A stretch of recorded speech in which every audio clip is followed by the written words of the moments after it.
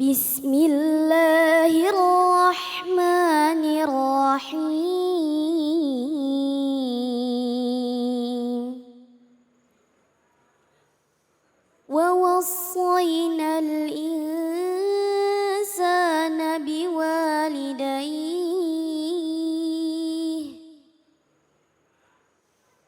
hamalathu ummuhu wahnan ala wahnin wa fisaluhu fi 'amain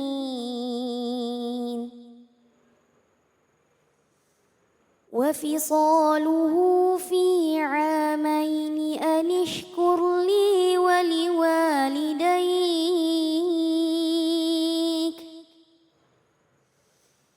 إلي المصير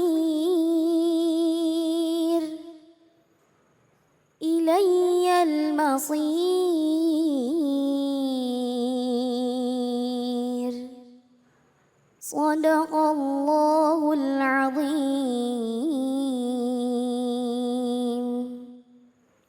Maha benar Allah dengan segala firman-Nya. Iqra'ul Qur'an fa innahu ya'ti yaumal qiyamah syafi'an li ashabi.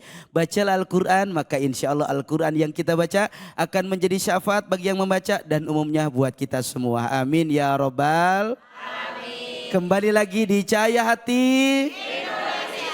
Terima kasih para pemirsa dimanapun berada yang masih setia bersama kami semua dan para jamaah yang ada di sini, sehat semuanya. Masih semangat? Alhamdulillah. Mari sama-sama hari ini kita akan dengarkan tausiah dari guru kita Ustadz Ihsan Sya'ban. Insya Allah beliau akan membahas tema membangun hubungan baik antara mertua dan menantu. Silahkan guru. Assalamualaikum warahmatullahi wabarakatuh. Waalaikumsalam warahmatullahi wabarakatuh. Alhamdulillahirabbil alamin wassalatu wassalamu ala asrafil anbiya'i wal mursalin imamil muttaqin sayyidi khuril muhajjalin wa ala alihi washabbihi ajmain amma ba'd. Puji dan syukur kita panjatkan ke Zat Ilahi Robbi yang Maha Ghafur, yang sampai dengan hari ini kita diberikan kesempatan untuk terus bersyukur, bertadabur, bertafakur agar kelak kita membawa bekal yang cukup untuk kembali ke alam kubur. Salawat dan salam semoga terlimpah tercurah kepada junjungan alam baginda Nabi besar Muhammad sallallahu alaihi wasallam, pada para keluarganya, sahabatnya, serta kepada kita selaku umatnya yang mudah-mudahan kelak dikumpulkan di padang mahsyar bersama-sama dengan beliau. Ibu, Ibu, Bapak, lemes ya. Bibir dikulum, makan labu.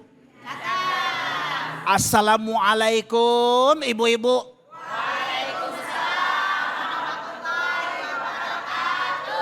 Bibir dikulum makan opak. Assalamualaikum bapak-bapak. Waalaikumsalam warahmatullahi wabarakatuh. Mancingnya susah kalau mau bapak-bapak. Masya Allah.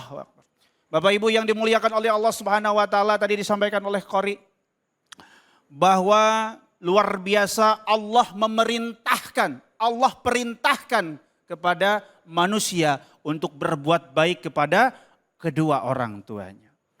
Belum lagi wabil walidaini ihsan di dalam surat Al-Isra disampaikan berbuat baiklah kepada ayah dan ibu kita. Di sini saya ingin menyampaikan bagaimana meningkatkan hubungan baik tetapi dengan mertua. Ini yang agak sulit untuk disampaikan dan diimplementasikan. Karena enggak semua bisa paham dengan ini. Ada 4 hal yang harus dicatat. Ketika kita ingin meningkatkan bagaimana hubungan kita menjadi hubungan yang terbaik. Tidak kepada orang tua saja, tetapi kepada mertua. Ya, mertua itu kan orang tua kita, Bu. Betul? Bapak punya mertua, punya? Pelan amat punya. Kasih roti belum? Bapak punya mertua apa enggak? Ibu punya mertua apa enggak? Semuanya punya mertua, betul? Kita harus hormat sama mertua. Lantas apa yang keempat itu? Yang pertama, yang paling utama, suami dan istri harus meningkatkan tanggung jawabnya sebagai suami dan istri. Jangan-jangan ya, kalau apalagi serumah sama mertua di PMI, pondok mertuain, indah. Ini diajakin curhat sama ibu mertua, gimana suami kamu? Ya biasalah bawa duit cuma 2 juta, nggak susah, beli peda aja susah, peda, tahu peda, asin peda.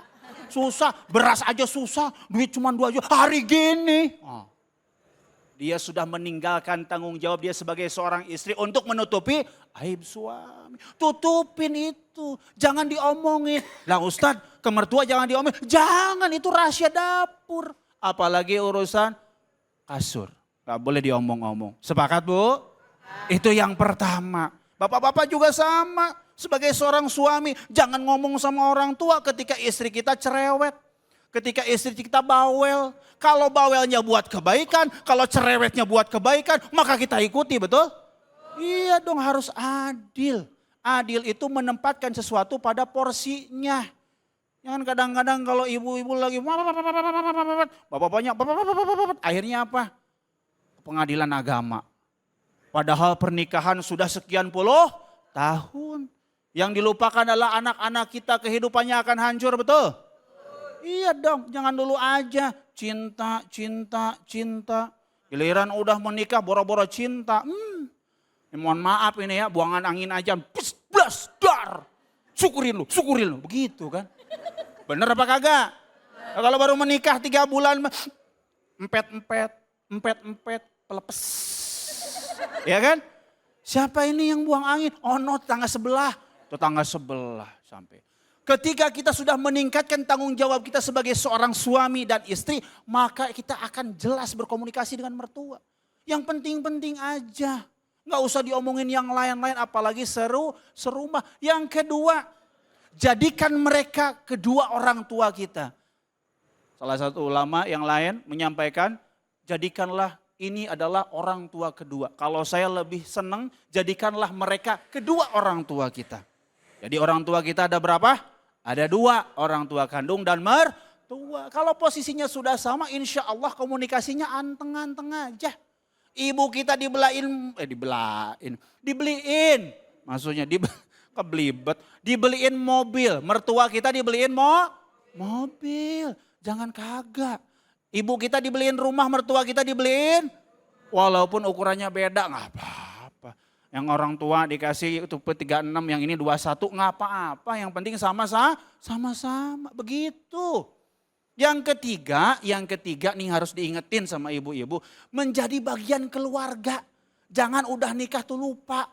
Sibuk dengan dunianya masing-masing. Neng, iya bu, main handphone. Neng, iya bu, nonton film, drakor, India, segala macam ditonton. Disuruh minta tolong nyeremin tanaman, kagak mau. Disuruh beresin rumah, kagak mau. Ini kan yang masalah ketika hubungan mertua dengan menantu tuh turun. Ya, kenapa? Karena kitanya ego. Betul nggak Bapak? Ya kalau Bapak-bapak mah anteng, kagak ada di rumah ya kan? Ibu-ibu, maksudnya serong kanan aja deh ya. Ibu-ibu yang ada di rumah. Bertemu dengan ibu mertua betul. Bertemu dengan bapak mertua betul. Bapaknya minta kopi, bikinin kopinya yang kental. Kalau perlu gak pakai gula, biar tahu pahitnya kehidupan. Jangan diikutin, ya aja. Kasih gula sedikit betul. Ketika minta sarapan, kasih sarapan yang baik. Layaknya orang tua kita. Kita menitipkan diri kita kepada mereka. Betul nggak? Jangan minta kopi dikasih air putih, ya marah. Minta coklat, dikasih apa? Dikasih biji kopi, ya ini susah. Besoknya tanggal giginya, kan kejadian banyak seperti itu. Banyak menantu yang tidak disukai oleh mertuanya karena apa? Karena kitanya, betul nggak? Jadi besok-besok ketemu mertua gimana caranya? Ustadz gimana caranya? Senyumin aja. Pak senyum pak. Itu, Assalamualaikum ibu. Assalamualaikum bapak. Besok-besok dibilang mantu gue tambah gila. Enggak tapi benar. Mertua saya kan tinggalnya di Cimahi. Ketika mau marah saya senyumin. Gak jadi marah, malah diajakin jalan-jalan. Itu ilmu nih catat pak, catat ya. Ibu mertua saya juga sama, kan sukanya ibu mertua saya itu diajakin makan gitu ya. Di satu tempat makan gitu. Diajakin aja makan jadi adem. Nggak ada yang namanya perselisihan. Jadi semuanya anteng-anteng aja. Tapi bagaimana cara kita meningkatkan, itu tadi ada 3. Nah yang keempat, mesti sopan, santun, berakhlak, mentang-mentang mertua di pinggir. Siapa itu? Mertua, gitu. Jangan dong. Innama bu'istu liutami makarimal akhlak. Sesungguhnya aku, kata Rasul, diturunkan untuk menyempurnakan akhlak. Betul enggak? Lah kalau sebagai seorang istri, sebagai seorang ibu, harus jadi ibu yang terbaik, mantu yang terbaik. Ya, benar-benar harus the queen, harus the princess. Harus cantik hatinya, harus cantik akhlaknya. Betul Bu? Betul Bu? Dikasih uang sama suami 2 juta anteng? Dikasih 5.000 anteng? Jangan dibilang-bilangin sama mertua. Emang lu kasih mau dikasih sama mertua? Kagak ada. Bapak juga ya Pak, jangan mancing mulu. Mancing keributan. Datang-datang ribut sama mertua. Jangan. Ya, ini berdosa. Kenapa? Karena saya pernah punya pengalaman ketika mertua sudah ikut campur dalam hubungan pernikahan, maka bubar Pak. Bubar. Bubar. Kenapa bubarnya? Karena ada hal-hal yang tidak bisa kita komunikasikan. Maka dari itu harus dekat seperti kepada orang tua. Begitu ya. Jadi ibu-ibu sepakat harus mencintai mertua kita? Kalau saya ngomong begitu ajib gitu ya. Sepakat? Ajib. Iya. Dah Ustaz. Terima kasih, Masya Allah, tabarakallah. Guru kita Ustadz Ihsan Syaban yang begitu luar biasa. Perlunya adanya akhlak, perlunya adanya ilmu. Sehingga kita bisa menjadi sesuatu yang baik buat mertua. Dan bisa menuntun menjadi menantu yang soleh dan solihah. Amin ya Rabbal. Nampak terlihat Bapak Ibu semua yang ada di sini mau bertanya. Silakan, ada yang mau bertanya? Banyak sekali Ustaz, luar biasa. Silakan Ibu. Silakan. Acung Bu. Ah ya.